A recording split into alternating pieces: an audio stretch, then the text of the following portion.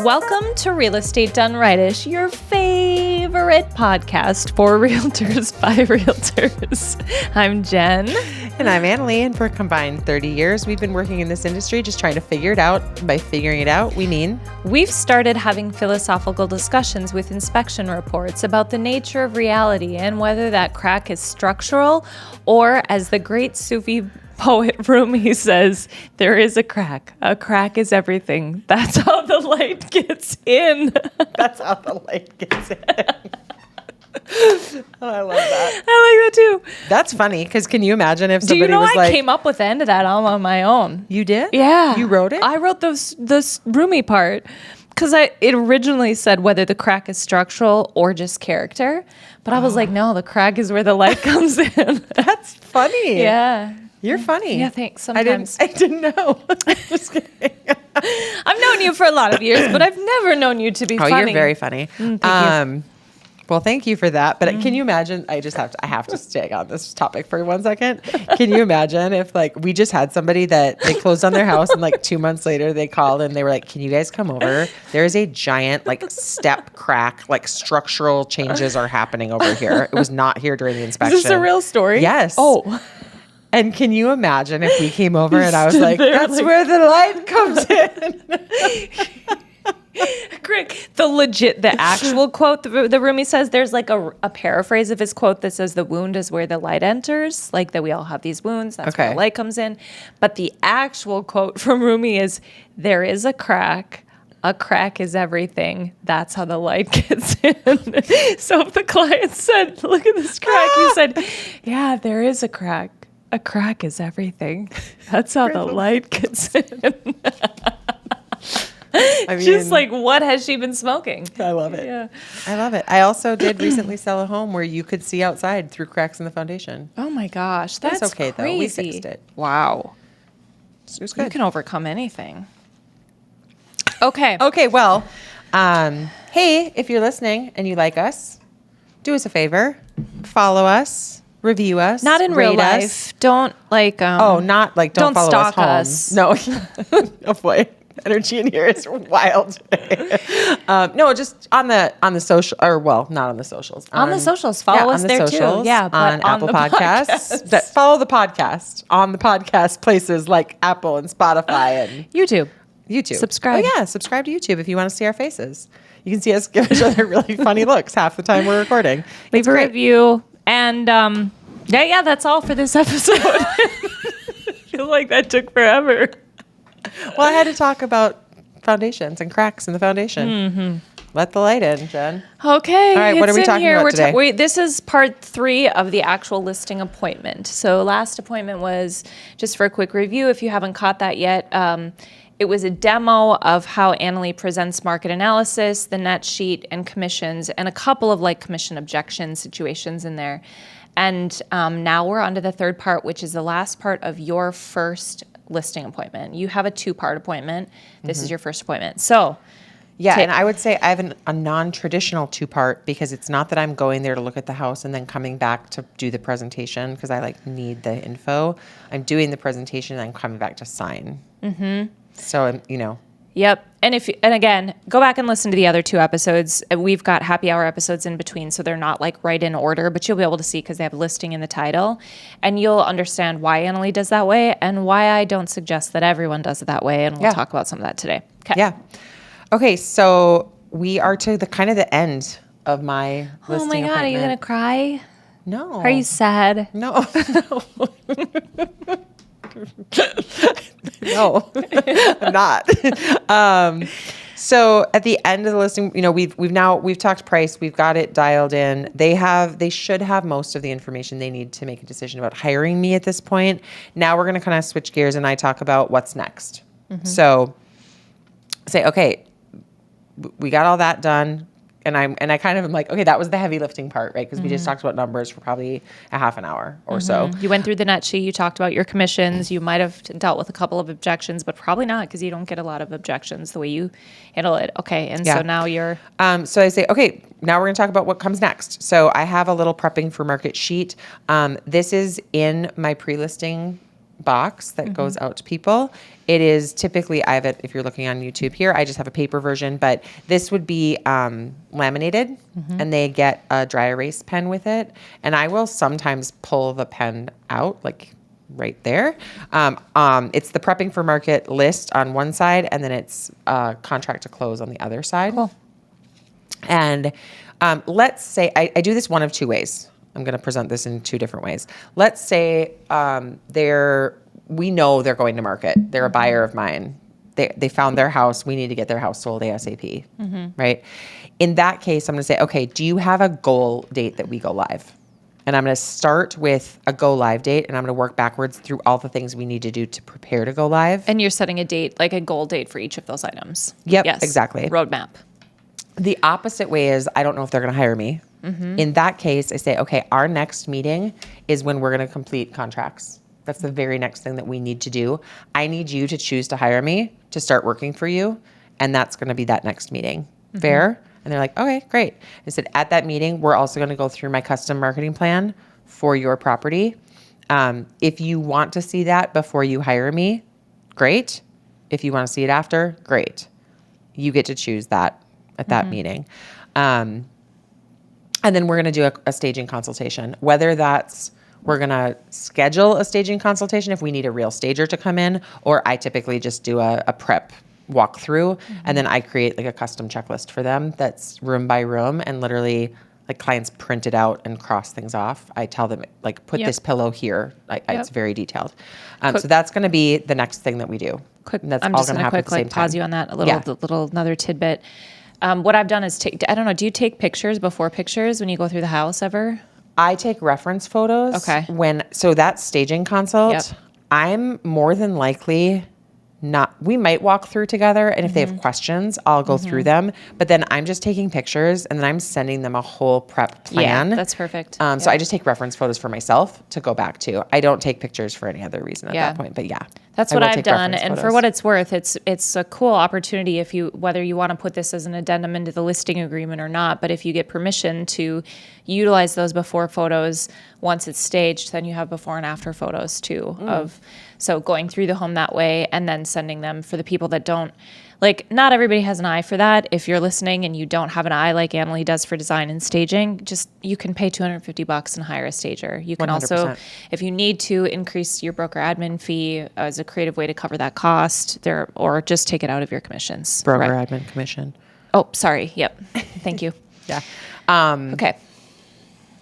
Yeah. And I didn't ever, like, when I was going through the home, if there was something that was really obvious, I would point out, or like I was in a home yesterday, like, okay, this is something we might want to address. But I also, until they've hired me, I'm not giving away everything. In that moment, I'm pointing out a couple of things that I'm going home like you do with the reference photos, and then putting together a plan that I email to them once they've decided. I will say more often than not, when I talk about this, they say, is there any way that you can do that staging plan today? We are going to hire you. Yeah. Can you take those photos? Like, I'll explain how it's going to go.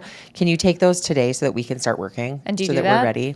I'll take the photos, and they're telling me they're hiring me at that point. Great. And I will say, I know this is not true for every client and true for everybody. I don't think I've ever had somebody tell me they're hiring me and not hire me. Yeah. Like, if they're like, we are committed to you, we're not talking to anybody else, could we get that going? For sure. I'll be like, absolutely. That's a great thing to get a jump on. Yeah. Or I will say, you know what? I've already done a walkthrough. We just did it. You just need to start packing and paring down items aren't coming with us to the next house.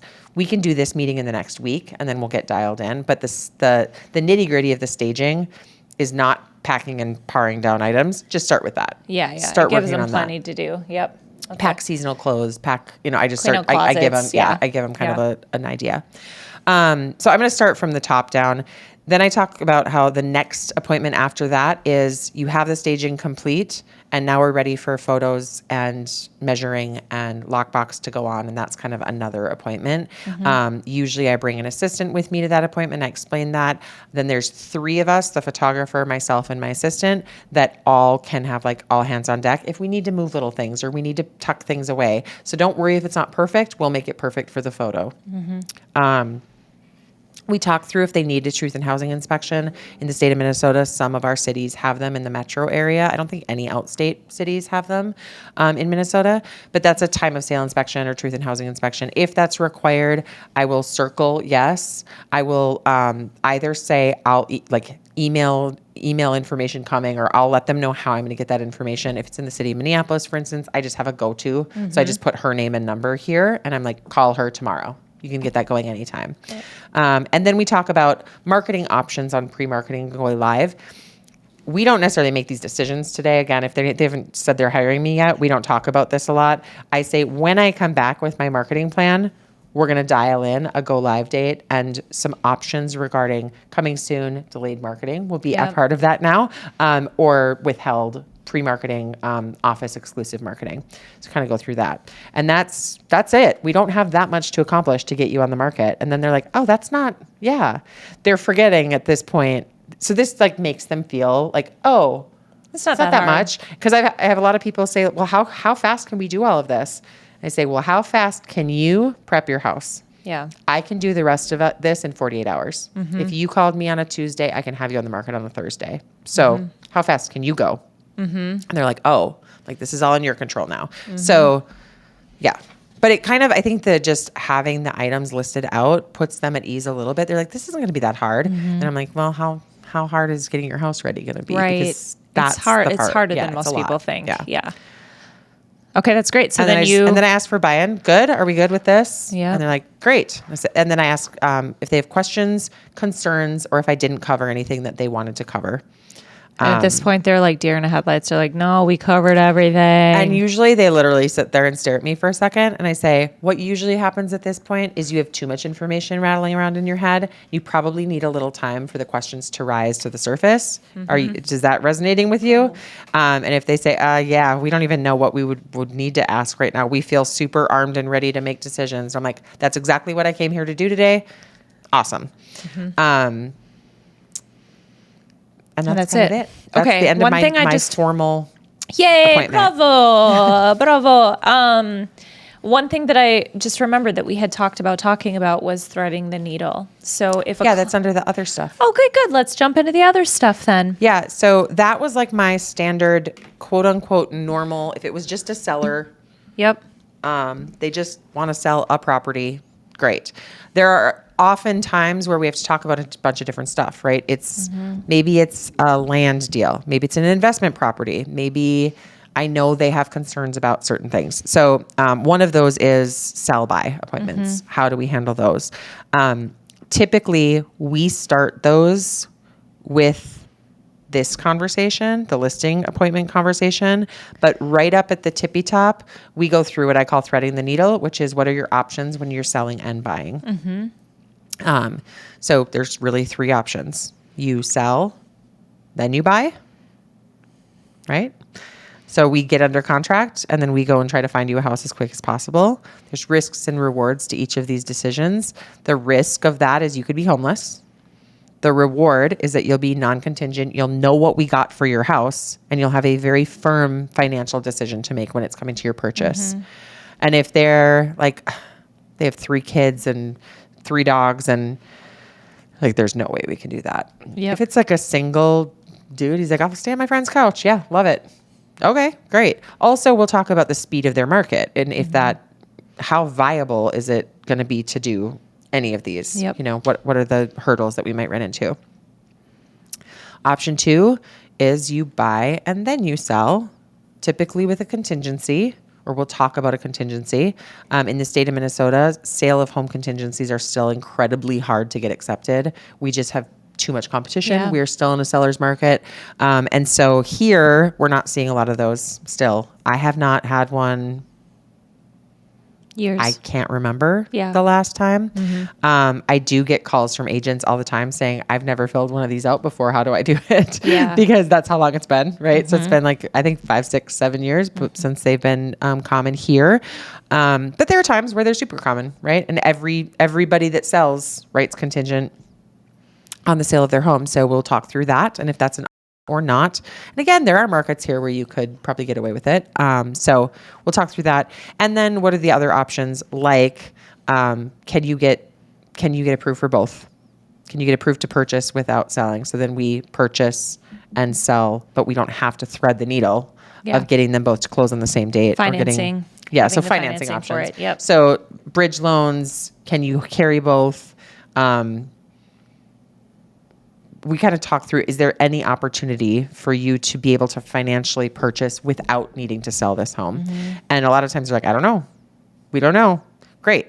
This net sheet is supposed to help you and your lender figure that out. And so that's kind of that conversation. That's great. And we dial it down, and then usually there's a pretty clear path. And they're like, we have to do this one. And if it's a contingency in this market, I will say, okay, so today we're going to talk through the sale of your home.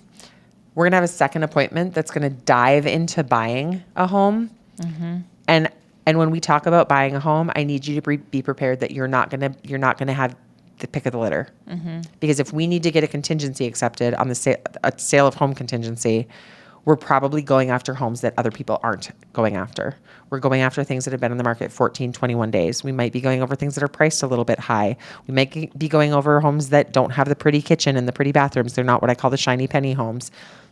If that needs to be part of your offer, I need you to prepare for that mentally right now. That's great that you do that. That's really good. Yeah. Okay, great. Easy enough? I think so. Okay. Yeah, usually they have an idea, or there's a pretty clear path, or they have the information at the end of that meeting to take that to their lender and figure it out. And then they call right away and they're like, oh, we can do this, or we can do this. And we're super excited. Let's, Yeah, so that's great. They very quickly get clarity. Okay, cool. So along the others, so now we're going through the others, miscellaneous. A couple of things that I would do at the end of a listing appointment. So I'm back in sales now. I had 3 listing appointments in the last two in person, and then I teed up 1 out of state. But in the last week, but when I was selling before, the primary of my listing appointments were not. They became, sphere, but they were door knocking, circle prospecting. Yep. Right now I'm doing FSBOs, so they're like cold leads. Yep. The first time I'm sitting down with More them. likely They're to be not in competition. referrals, more likely to be in competition or have more objection. Yep. If it's a FSBO, they're looking at saving money, they have more objection. And so there's a couple of things that, I probably wouldn't typically do in a normal listing appointment, or maybe I would do it at a different place. One of the things is sort of an interview of the seller. And it's such a basic question, but these are actually questions that I would ask in interviews when I'm hiring employees too. But like, what would make working with me a 10 plus experience for you? Love that. And they answer that. And then I would go a couple levels deep on that. Well, tell me what about that is important to you. Why does that matter to you? So usually they're airing out if they've interviewed other realtors, if they had a poor experience in the past, they're letting you know one of the most common things is communication. Like if communication is really great, that's really great. Or it's for some people, it's having fun, or for some people, it's having everything in writing and having all the details. And so that you get an idea of how you can win with them, especially if you haven't closed the appointment yet, and they're telling you how you win with them. So then I would ask they'll kind of exhaust that first one, and I would ask it again. Okay, great. What else would make this a 10 plus experience with you? If you could wave a magic wand, what would make this amazing? Usually they'll joke, well, if you could get us $1 million, I was just going to say, it's got to be the $1 million. Yeah, we all laugh. And then it's like, okay, great. Is there anything else? If they don't say that, then I might go on to ask if I don't feel like I've already gotten this from them, how do I win with you and how do I lose with you? So again, like really clear communication. I also like to ask, how do you prefer to communicate? Is it text, email, phone? I'll tell you what works for me. You talked about this, I think, in one of the appointments, but just setting up the communication expectations. So these are the hours that I typically work. If it's an emergency, like if your house is on fire, you call me 24/7. But otherwise, I've got kids, I've got whatever. So you're setting up the expectation that your value prop is not that I'm a round-the-clock realtor. That's not my value proposition. I'm just not going to be that realtor. So I just taught a class this morning. Oh, yeah. And literally was talking about how when I was new, part of my value proposition was call me 24/7. And I always said that. And I said, I will only not return your call if I'm sleeping or dead. Wow. Or like not answer your call if I'm sleeping or dead. And that was part of my value prop. And then at one time I had like 7 buyers, and 2 of them worked overnights. One was breastfeeding a newborn. And then I had They people. took you seriously.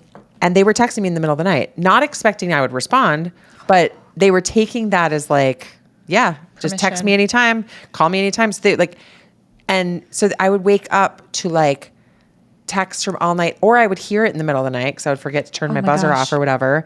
And I was like, oh, okay, No. I have crossed over a threshold of like, that So cannot be did my you- value prop anymore. Did you offer that because, just if you can put yourself back in that mindset, did Yeah. you offer that because you were insecure about not having other value to offer? Or did you offer that because you thought that's what everybody had to do?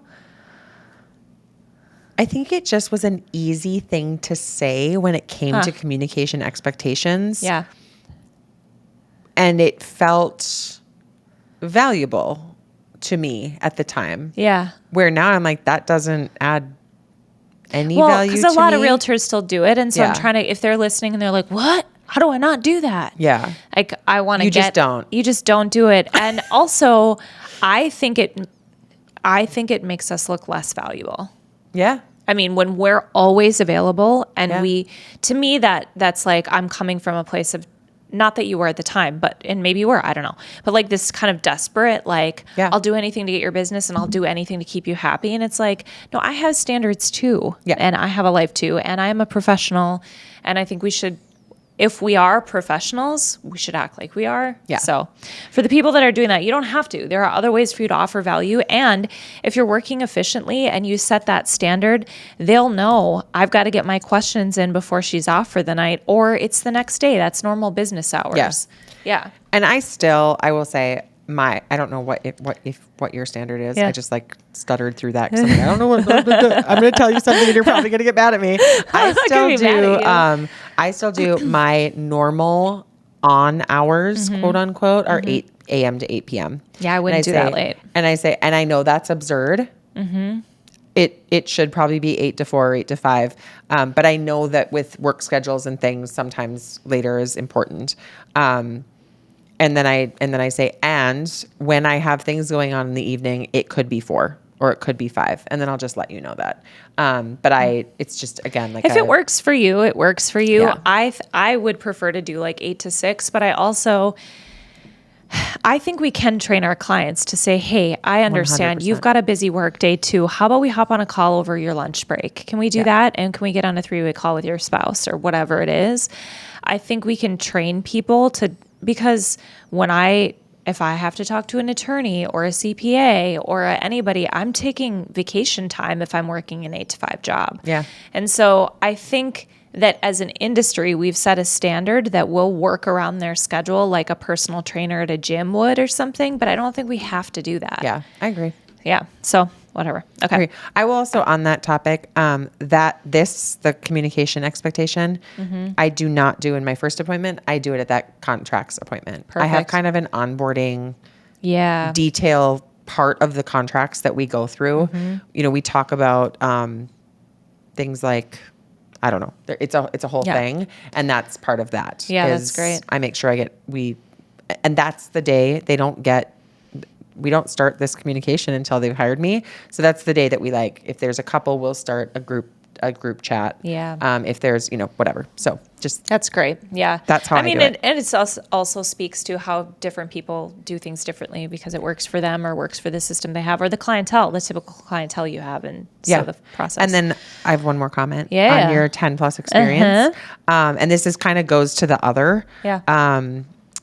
I, as part of my setting the appointment, depending on the client, I send out a Google form, and at the bottom of that, it's got what are the things you want to make sure we cover in the appointment, and there's boxes they can check, and it's everything from pricing or what are you most concerned about and you want to make sure I address in the appointment, I think is how the question goes. And it's everything from commission to pricing to communication to negotiations to buyers being in my house or strangers being in my house. It's just like this whole open houses, what is marketing question, like just a whole list of things. And usually they only check like 2 or 3 of them, and it's usually commissions and pricing. Yeah.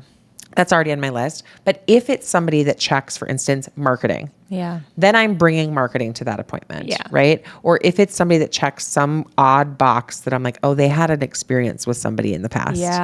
It's kind of my 10 plus. Like, what do I need to address? And it's just like... Gives you a peek and decide what's important, what's motivating them, And then when I come and I have a printout that addresses that item and it's part of the agenda, I don't even think they clock that I asked them, so I put it on the agenda. They're just like, oh my gosh, she's taking care of everything we're worried about. It's like kind of a little mind trick. It's really silly. Little Jedi trick. That's great. Yeah. Okay, the other thing, I don't know if you have anything else on your list. The other thing I want to talk about was just closing, like how to close in a different way than what you would do. Yep. You know, you're setting it up. If they're setting a second appointment with you, you know you're going to close. You're going to, and by close, I mean sign paperwork. And get the agreement. And so the way, I've done it a couple different ways, but the easiest, like, I'm going to just call it a script. The way that I've found and the way that I've done these last 2 appointments is, okay, Mr. or Mrs. Seller, you've answered all of the questions that I have. Do you have any more questions for me, or are you ready to get started? It's just like super simple. By the time we've gone through the whole appointment and gone through all of that, hopefully they're at that point where they don't have any questions. If they do, then you're isolating objections at that point. Well, we're not really sure about this commission, or will you do it for a lower rate? Like, that's where the objections are going to come up. And so we're going to go through some objection handling. But I think I remember when I first started being super nervous about like that step. Like, it was, you know, when we talked about setting the appointment, I feel like sometimes it's the very specific words. Like what actually do you say? Like, I was just on a text thread with a couple of people. I handed a lead to somebody that isn't in our state. And I was like, okay, you're going to set the appointment. And I got me and the lead and this other agent on a 3-way chat. Teed it up like they're ready to come help you. And then the other agent, very kind, effectively said, okay, just let me know when I can stop by. And I was like, no, that's not how you set the appointment. Like, you have to offer 2 specific times and say which one works best for you. And so, and this is an experienced agent that I was like, oh, we're missing opportunity over these little differences. And so when it comes to the close, it's not like, all right, well, just let me know if you want to work with me. You have to ask for the business and be direct enough to say, are you ready to get started? Or are you ready to sign a contract with me? Are you ready to have the, what is fiduciary duties activate? If we're coming all the way back to agency conversation or something. Were you going to say something? Oh, I was just going to say, I don't think I made it clear, but so I talked about, I either start at the top or the bottom on this prepping them for market. And this I think is going to be maybe our giveaway or our free thing. Let's come back to that in a second. But if I'm starting at the top, if I don't know if they're hiring me, then I go through what we're going to accomplish at this meeting. And then I say, what day works for you in the next week for this meeting? So good. So that's my close. You're just constantly closing them. Well, and then I'm just like, so let's schedule that right now. And my computer's open. What works for you? I've got Tuesday at 2 or Thursday after 3 o'clock. Do you ever get somebody that says, we're not ready to set that appointment yet? And then how do you handle that? Great. When can I follow up with you? When should I call you to set that appointment? That's great. Do you think you need to sleep on it? Did you guys all catch that? Hey, hold up. Let's repeat this again because I feel like that's so great. So Annalie signs the paperwork at appointment number 2. At the end of appointment number 1, you say, when can we set appointment number 2? Yes. And then they either say this date or that date, or they say, we're not ready. And you say, great, when can I call you to set that appointment? Yep. How much time do you need to make that decision? All an assumptive move. How much time do you need? When will you be ready to make that decision? Or when will you be ready to schedule that appointment? And it's one of the reasons that I have there's little circles next to each of these steps and it says date and I write in the dates. So it's just like, we're going to start getting you on this path to market. We're going to literally fill in dates here. I'm writing on it. I'm saying, yes, you do need a truth in housing. Here's the number, right? So it's like, we're just starting paperwork here. It's just on an erasable, laminated Okay. thing. I'm going to out the inner gargoyle in my mind. Gargoyle? Or is it a gargoyle? Is it a gargoyle? Because I don't know what that is. I don't know what they are. I just made it up. Okay. I'm simultaneously, while I'm listening to us talk, thinking about agents that might be listening and objections in their own mind and feelings that I've had over the course of the years when it comes to quote unquote sales, which is scripting, around closing, around moving it forward, and people's objection to being too salesy and feeling like, well, I don't want to manipulate people into working with me. And I think it's well intended. I think people that feel that way. I feel that way. Yeah. It's like, I don't think I ever manipulate anybody into working with me. I don't think I do either. And that's why I want to address that, because I think people feel like by setting it up this way or doing things this way, we're strong arming people or manipulating or tricking them or doing things that are against their will. I don't think we're good enough to force anybody to do anything against their will. Right. So I don't feel guilty about that. But what I will say is that whether it's working with clients or I'm sure in any sales industry, I felt this when I was recruiting with agents, like, I'm like closing on them with these scripts. But to me, and I really do believe this, and maybe that's why I had some measure of success in it, it's leadership. And when I hired you to sell my house, Annalie, because I wanted to be led through the process. I wanted somebody confident that could come in, that could be at least somewhat unbiased when my emotions were up and down through the process as they were. And like, I want somebody that's confident in that role. So when you're in the position of sitting in a sales meeting or sitting in front of a potential coach or a recruiter or somebody that says, all right, here's the path, here's what's next, when can we get started? To me, if I'm on the receiving end of that, that puts me at ease. I feel led, I feel taken care of, I feel like there's a structure. If I'm with somebody that's like, all right, well, just let me know, I'm like, are you going to be that way through the whole transaction? Sure. Because I don't feel like I can trust you to know what's happening. Yeah. I want somebody that knows what's happening and that tells me they know that. Yeah. Well, and like for me, I've already set up, we are not signing contracts today. I don't have them with me. You can't hire me today. Yeah. Because I want you to get all the information you need, and I want you to take the time that you need to make sure that I'm the right hire. Now, I'm assuming I just gave them all the information they need. So now I'm saying, when are we gonna do that hiring part? Yeah, I think that's critical. I didn't realize that you did that way at the end of the first appointment, and that makes all the sense in the world that you're able to have the conversion rate you do because of how you set that up, rather than just saying, all right, well, we'll touch base when it makes sense. Yeah. Yeah. Well, and again, if they're a client that I know is working with me, I do it the backwards way. I start with, when do you think you'd like to go to market? And then I work backwards and say, okay, well, we can complete paperwork and go through staging.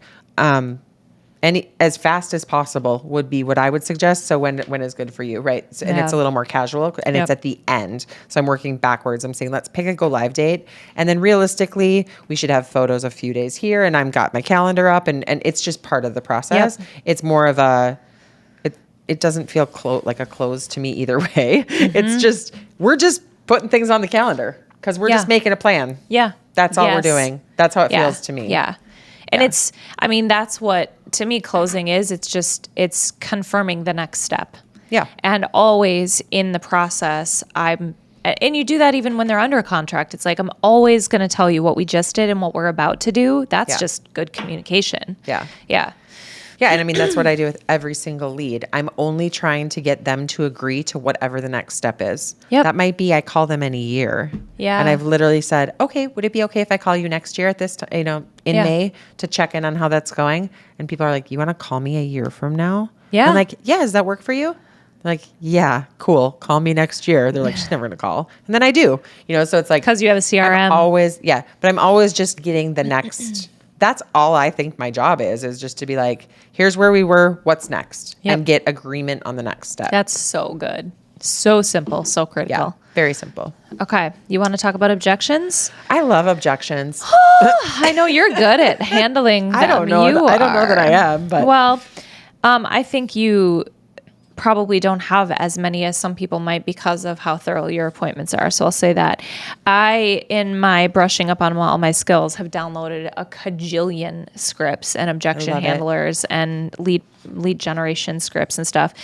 If you guys haven't heard of this guy, Brandon Mulrinen, I am really loving his playbooks. So I'll put a link, reverseselling.com. You guys, you can just look it up. The other thing I was going to say about our giveaways, so if you guys have been listening to the episodes, a lot of the weeks we're like, hey, we have this freebie for you. Admittedly, some weeks it's harder than others for us to like create the form and create the flow desk and get all the stuff so that you can just click a button, download. If we ever like mentioned something in passing in one of our episodes and you don't see a form in the email we sent out or a link below, just shoot us an email. Yeah. If there's anything you're like, hey, if there's something we mentioned and we didn't say we'd give it for free, just shoot us an email. We'll send it to you. I don't know if you know this, but the first week that I was in charge, it didn't work. Oh, it didn't? Mm-mm. Oh, shoot. The link didn't work. Oh, shoot. So hey, what happens? I probably didn't. I did a boo-boo. So it was my first time and I failed. Yeah. I had a couple people that just emailed. Oh, nice. Yeah. And then I just sent them the So giveaway. always our email is linked below, hello@realestatedonerightish.com, which is long, but the link is down there so you guys can just find it there. Just ask for what you need.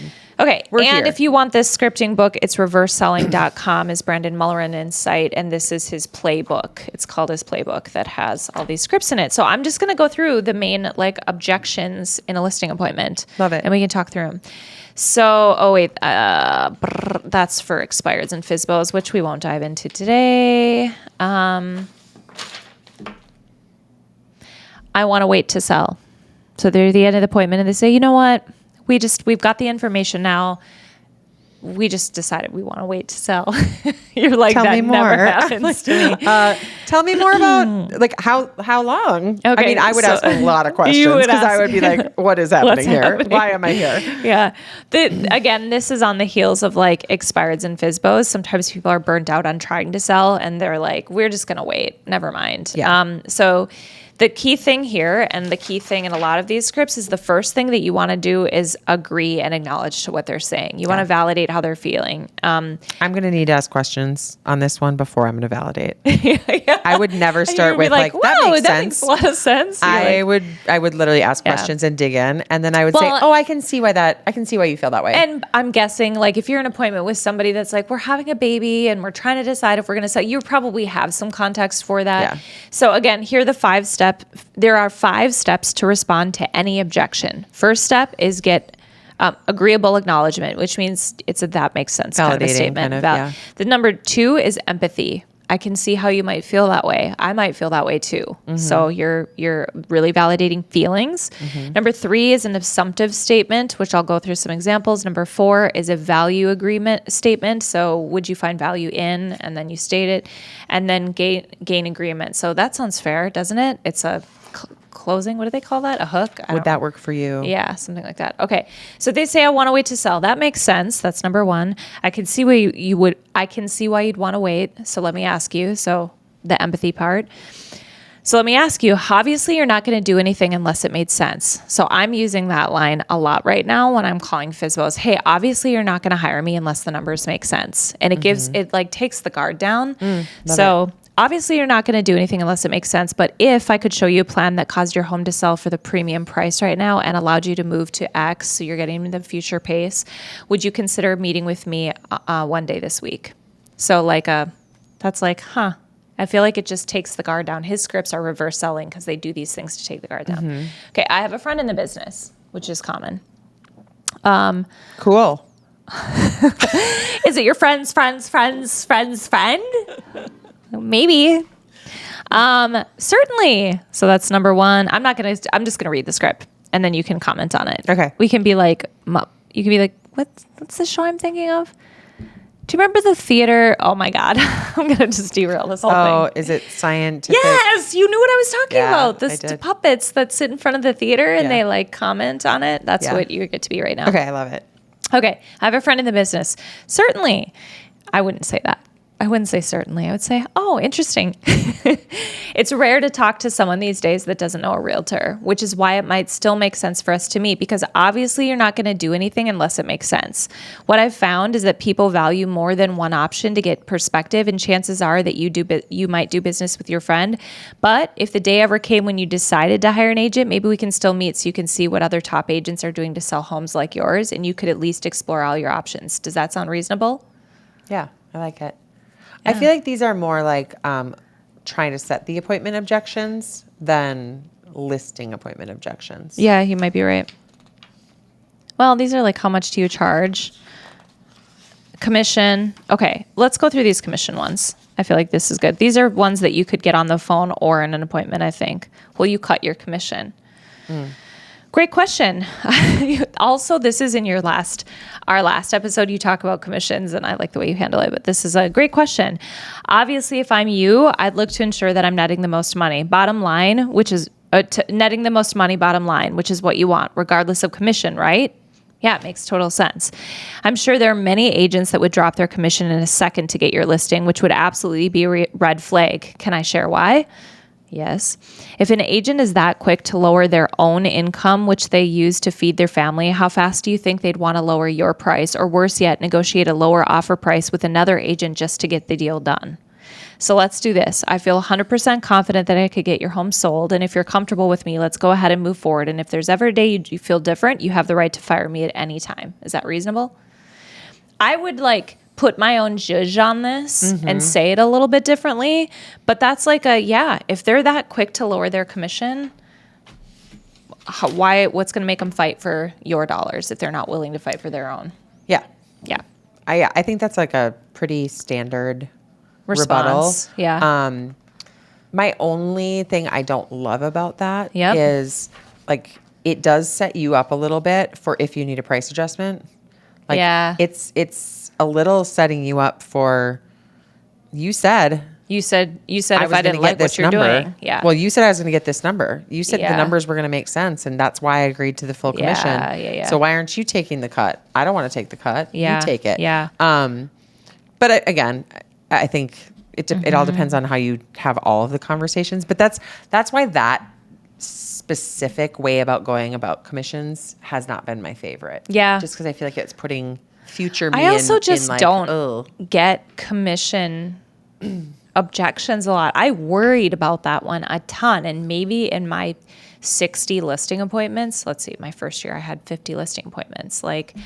I had one or two people. Yeah. There's just not that many that are will you lower your commission? Yeah. I do get people that ask it, is it negotiable? Yeah. Yes, 100%. it's negotiable. The way I do it now with I tell them a range and then I kind of say, do you think you're going to be extra work, less work, or normal work? Yeah. In our last episode, you used the word needy. And I'm nobody wants to be needy. So Right. no, I'm normal. I'm not needy at all. Well, and people want to be normal. Yeah. They're like, oh, Yeah. yeah. And they're not going to say less work. And then I'm like, well, okay, then that's the rate for you. And they're like, oh, I just picked my rate. They kind of don't also realize they're doing it. But I'm like, okay, that's how much I charge for that. Yeah, that's great. Okay, this one's, I think, more common. We want to interview other agents, or we have other agents we're interviewing. That makes sense. And interviewing more than one agent is smart. So can I ask you, are you okay with this? This is at the end of the listing appointment. Are you okay with the pricing strategy we talked about? Let's say they say yes. Great. And the numbers we talked about with my flexible commission all make sense and sound fair. They say yes, hopefully. Perfect. Are you comfortable with me as your agent if we decide to move forward? Again, just isolating the objection. So they say, yeah, we're comfortable with you as an agent. Okay. If we decide to move forward, it's yeah. Okay. Okay. Got it. So just so I make sure before we commit to working together, you at least have some perspective. Oh, wait, let me say that again. Okay. Got it. So you just want to make sure that before we commit to working together, you at least have some perspective of what another agent would say. Is that right? Again, I'd word this a little different, and they say, yeah. And you say, makes total sense. So let's do this. If you want, we can go ahead, get the paperwork done now. And if for some reason you meet with another agent and decide not to work with me, I'll personally come back, rip up the paperwork with you, and we can shake hands and walk our separate way. Fair enough? Yeah, I like that. I've heard that. I've heard that one before too. Yeah. I like that. I mean, I do too. The reality is that if I'm a seller, I also don't really want to have 5 appointments with 5 people. I don't want to set another meeting. If the reality is those people are very rare. I think they are out there where they really want to talk to. Yeah. And if they do, we bunch should, of people. obviously they should do that. Yeah. Yeah. But I also think again, this is where a seller's like, okay, yeah, you're right. I don't want to do that. Let's just sign now. If we decide to back out, we can. Yep. Yeah. It gives it. Okay. We think our house is worth more money. Absolutely. And if I'm you, I want to make sure I don't leave any money on the table and get the most for my house as possible, which is what you want, right? Totally makes sense. So let's do this. We can enter the market at the price you feel confident with. And given that the average time it takes for homes like yours to sell is 17 days, again, look at your market data. One of three things will happen. A, we should anticipate tons of traffic and showings and an offer within the first 2 weeks. Or B, we get a ton of traffic and showings, but no one writes an offer, which means the buyers don't agree with our price. Makes sense. C, lastly, if we hit the market and don't get any traffic while all the homes around us are selling, this is the market's way of telling us the price is not in line and we need to adjust within the first 2 weeks to avoid becoming a stale listing. Does that seem reasonable? We talked about this, but that's just like a concise way to script that. We want to think it over and get back to you. This one is very much the same as the we have another friend. So makes sense. Obviously, this is a big decision. Can I ask you, are you okay with the pricing strategy we talked about? Great. And the numbers we talked about with my flexible commission all make sense and sound fair? Great. Are you comfortable with me as your agent if we decide to move forward? Yeah. Okay. Got it. So you just want to make sure that before we commit to working together, you at least have some time to think it through. Is that right? Makes total sense. So let's do this. If you want, we can go ahead and get the paperwork completed now. If for some reason you decide not to work with me, I'll personally come back, rip up the paperwork, and we can shake hands and walk separate ways. Same thing. I just repeated that because I feel like if you're listening, it's helpful to hear it more than once. Yeah. It might stick with you. Those are the main ones that he has in here on a listing consultation for objections, which really there are not that many objections. Are you getting objections with your for sale by owners that are different or specific? It's so interesting, both with the appointment setting and in the appointment. I don't feel like I'm getting concrete objections. So I'm not sure if I'm not isolating them right. Like this last appointment I went on, it was like they weren't even necessarily opposed to the commission, but they're for sale by owners. So most of them are trying to save on commission dollars. So I explained, like, I showed them all of the data. And in my opinion, very honestly, and if they're listening today, they'll hear me say this, like, there are things that they could do They the don't know home. they don't know which property they are. You've had multiple listing appointments. You're fine. There are things that they could do the home, ways that they could market the home, exposure that they would get with me as their realtor, that they will net more. I'm confident that they'll net more than if they try to sell on their own. And actually looked up NAR statistics, which, again, data is data and it can be skewed in different ways. But for sale by owners sell for it's either 29 or 32% less. It's a lot. It's a lot less. Yeah. And it's like, okay, yeah, I'm charging X percent of commission, but it is not even close to the 20-some% less that the national statistic shows. Yeah. So even when people are getting offers on their home, I'm like, are you really netting the most? And for some reason, that net seems really hard for people to comprehend, which is why the net sheet is important. And you could, but I think they're still convinced that they can, they're just like, but we just want to try. It's like fishing. It's like, well, let's put it on the market and see. So to be really transparent, I don't feel like I've fully isolated the objection as well as I could have before I left that last appointment. Yeah. But there's not like, some of them on the phone are, yeah, we've got another friend. If we decide to hire somebody, we've got a friend. It's friend, commission, and those are really the two. And then it's like, okay, so I just have to practice how to handle that. Yeah. Love it. Okay. Anything else for the listing appointment? I don't think so. There's obviously a lot we could go on and on about staging, and I'm sure we'll do separate appointments on, or podcast episodes on that. Yeah, we've got 8 million podcast episodes to record because there's so many things to talk about. No, I think we did it. Let us know if we missed something or if you want us to talk about a part of it or dig in deeper to something. Or if you have something you're doing that's working really well and you're willing to share. Share it with us. Yeah. I want to steal all the good stuff. Yeah. Well, and I'm going to say this, like this is side note, tangentially, like I've had these moments. I was telling you that I was like, because I've only been calling FSBOs for how long now? A week? I was doing expireds and then I took a break to reset my mindset. And so I set you started at the beginning of last week. Yeah. So a week and a half. Yeah. 3 appointments. 10 days. Listing appointments. Yeah. And I'm like, that's a great. lot for me. Yeah, that's incredible. That's a lot. And so, and then yesterday or the day before I called for 2 hours and it was just duds, and that's the way it happens. But after that first 10 days, I was like, holy shit, I'm not going to be able to keep up with this. Nobody tell anybody that FSBOs are a lead source, it's new. I was like wanting the scarcity part of my mindset was wanting to keep that to myself. And I'm like, how stupid is that? Everybody knows that FSBOs are an opportunity. Yeah. I will also say this, and because I I've only cried in my car twice this week. I definitely cried in my office twice this week. Like Annalie came in, listeners, yesterday, and I just like broke down because I just like had a moment of, is this not going to work? You know? Well, and real estate's the ultimate roller coaster. Yeah. As we know. Well, and the reason is that it takes a lot of the mental game in sales. Yeah. If you feel like it's hard, it is. I was on a call with somebody that had done insurance sales and car sales, and now they're in real estate. And they're like, oh, yeah, mindset training is the biggest training we do because of how resilient you have to be persistent. And one of the things in the book that I quoted to you yesterday was persistence doesn't require any skill. And I was like, oh, shit.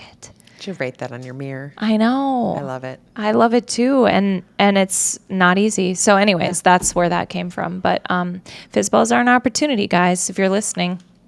Yeah. They're raising their hand. They're selling their house. Okay. I love it. That's all for this week's. Let's you were so professional. rewind.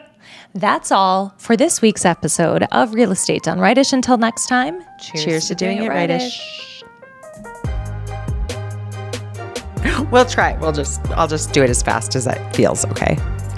The information, opinions, and recommendations presented in this podcast are for general knowledge and informational purposes only and do not constitute professional, legal, or financial advice. As licensed real estate agents in the state of Minnesota, we are not attorneys, financial advisors, or tax professionals, and we cannot provide advice in those areas or in regards to any agency or broker-specific topics in any other state. Any reliance you place on the information provided in this podcast is strictly at your own risk. We strongly encourage you to consult with qualified professionals for specific guidance related to your individual circumstances. Wow! That was good. All right. Holy shit.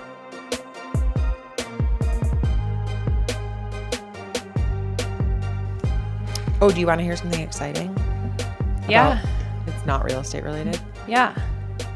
My little Dyson thing, did my hair yesterday. Oh, and I just used like the brush. It's just like a flat or like a rounded but like flat brush. And it was like, and I didn't need a straightener. What? It just like How made much it does this Dyson contraption cost? It's expensive, like $600. Okay. But like I'm getting rid of my blow dryer, my curling irons. This is how we justify my flat expensive iron purchases. It's not. I'm not saying it's a girl problem. math. Yeah, it is. I'm emptying a whole drawer. Come on, don't feed into the Also, stereotype. I'm not. Also, It's girl math. it's spatial math. Okay. Also, my blow dryer was breaking, Yeah. so I did need a new device. Now, could I have bought a $20 bill?